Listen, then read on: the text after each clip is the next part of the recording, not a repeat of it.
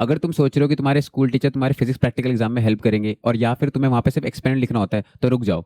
ये वीडियो तुम्हें डराने के लिए नहीं है, ये तुम्हें सच्चाई बताने के लिए और तुम्हारे मार्क्स बचाने के लिए है। टाइटल में मैंने स्कैम वर्ड यूज किया, पहले मैं आपको उसका मतलब क्लियर करता हूँ। स्कैम का मतलब ये नहीं कि सीबीएसई कोई स्कैम कर रहा है या फिर आपके टीचर स्कैम कर रहे हैं या फिर आपका कोई एक्स्ट्रा एग्जामिनर वो स्कैम करने वाला है। स्कैम का मतलब है जो आपको बताया नहीं जाता। बहुत सारी मिथ्स हैं और बहुत सारी रियलिटीज हैं, तो मैं आपको पहले मिथ बताता हूँ, फिर मैं उसकी रियलिटी बताता हूँ। पहला मिथ क्या है कि एग्जामिनर आपकी हेल्प करते हैं।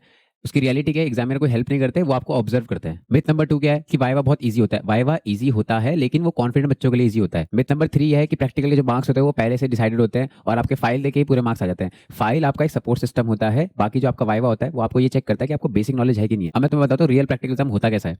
आप रूम में आते हो, आप बैठते हो, वो आपसे पूछते हैं कि आपका कौन सा एक्सपेरिमेंट अलॉट हुआ है, तो आपको एक्सपेरिमेंट आपका अलॉट होता है। फिर वो एक्सपेरिमेंट आपसे उस एक्सपेरिमेंट के रिलेटेड क्वेश्चन पूछे जाते हैं। फॉर एग्जांपल आपको पोटेंशियोमीटर मिला है, तो आपसे पूछेंगे अच्छा बताओ प्रिंसिपल क्या है पोटेंशियोमीटर का, है ना, सोर्सेज वगैरह क्या क्या रहे आपके, है ना, आपने रीडिंग्स कैसे कैसे ली हैं, आपने रीडिंग्स लेते हुए आपको क्या प्रॉब्लम हुई। तो आपके बेसिक नॉलेज की चीजें पूछी जाएंगी। इंटररेस्टेस का क्या है, बाद में आपको वो बेसिक फॉर्मूले पूछ सकता है, आपसे उससे रिलेटेड ग्राफ पूछ जाएंगे, आपसे स्लोप पूछ लिया जाएगा। तो बहुत बेसिक नॉलेज का टेस्ट होता है। तो आपके पास जो भी आपका एक्सपेरिमेंट है, आप अपने फाइल से आपको नॉलेज होनी चाहिए। आपके फाइल के ओरिएंटेड आपसे वो सवाल पूछेंगे कि हाँ आपकी नॉलेज और ये फाइल सिस्टम ये आपका मैच कर रहा है कि नहीं कर रहा। तो आपकी प्रैक्टिकल फाइल कंप्लीट होनी चाहिए। आपके वो सारे मेंशन होने चाहिए, भाई सोर्सेज ऑफ एरर क्या है, आपका एक्सपेरिमेंट क्या है, प्रोसीजर क्या है, एम क्या है, आपने निकाला क्या है, कंक्लूजन क्या है। तो ये सारी चीजें की प्रॉपर तरीके से होनी चाहिए और आपकी जो बेसिक नॉलेज है वो उसके साथ मैच करनी चाहिए। देखो फिजिक्स का प्रैक्टिकल एग्जाम आपका बेसिक नॉलेज टेस्ट करता है, आपका कॉन्फिडेंस टेस्ट करता है और आप पैनिक तो नहीं हो रहे ये भी चेक करता है। तो आपको क्या करना है, आप अपने एक्सपेरिमेंट से रिलेटेड जो भी आपका थ्योरी है वो आप अच्छे से पढ़ लो, ग्राफ समझ लो, उसके फॉर्मुले समझ लो, आपको उनका सिग्निफिकेंस पता होना चाहिए,